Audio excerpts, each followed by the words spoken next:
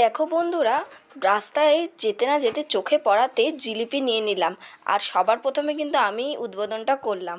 আর জিলিপিগুলো এত টেস্টি ছিল আর এতটা খিদে পেয়ে গেছিলো যে আর লোভ সামলাতে পারলাম না। তারপর একটু আইসক্রিম খেয়ে নিলাম। খুব গরম এখানে, আমাদের এখানে প্রচুর গরম। তোমাদের ওখানে কেমন গরম আমাকে জানিও। আর খেতে একটু বেশি ভালোবাসি বলে আমাকে অনেক কথা শুনতে হয়, তাতে আমার কোনো যায় আসে না, যে যাই বলুক আমি কিন্তু খাওয়া বন্ধ করছি না। আর দেখো, এরপর শপিং মলে আমরা এসেছিলাম, যেহেতু এটা পয়লা বৈশাখের অনেক আগের ভিডিও, তোমাদের সাথে অনেক দেরি করে শেয়ার করলাম।